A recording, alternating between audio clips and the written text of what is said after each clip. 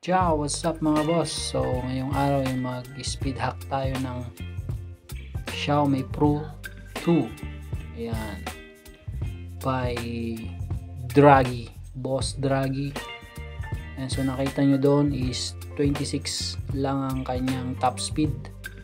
So, kailangan natin i-connect sa Down G na app. Ayan, so makita nyo. Ayan, connect natin dyan. Open Bluetooth, syempre. Ayan, i-click na lang yung display button ng Xiaomi hanggang mag-connect. And then, so nagka-problema ako dyan, ulitin ko pa.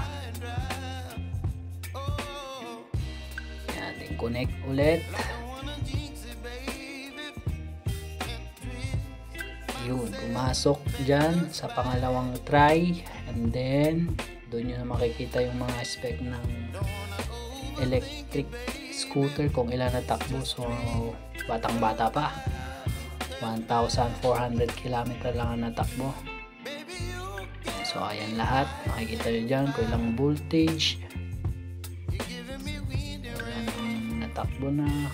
Then yan, allow yung files na ipapasok natin na pang-hack.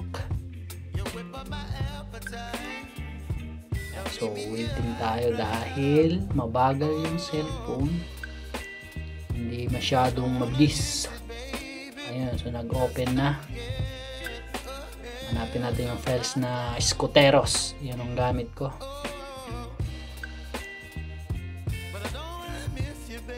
Ayan, so pipindutin nyo lang yung open bin sa application, and lalabas yung mga, kung may files kayo na Scooteros, kung ano man dyan. Ayan, click nyo lang yun, okay, and then yan, maglo-loading na. So waiting lang kayo hanggang 100%. Pag nag 100% na, boom, yun, okay na. Depende lang sa inyong electric scooter kung naka-block yung pang-hack, so hindi nyo talaga siya ma-hack tulad ng iba. So akala ko hindi ma-hack dahil yung screen, makikita nyo dyan naka-lock. Akala ko hindi ma-hack pero na-hack namin.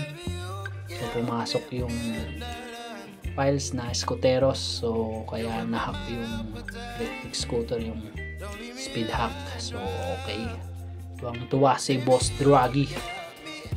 So waiting lang tayo.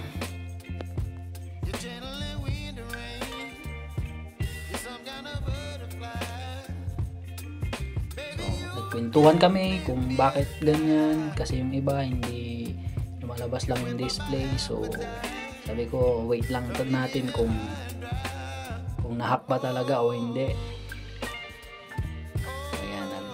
Hintay kami hanggang 100%. Pag 100% doon namin nalaman na pumasok pala. So masaya ang ating kliyente na si Boss Draghi. So titest na namin kung hack. Yun, 40.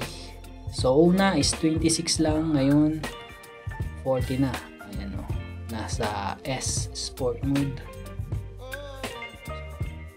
Ayos. Tinatay ko muna, and then turn on. Tinay ulit. Ayos na. So like, share, and subscribe my videos. Ike Works. Ciao.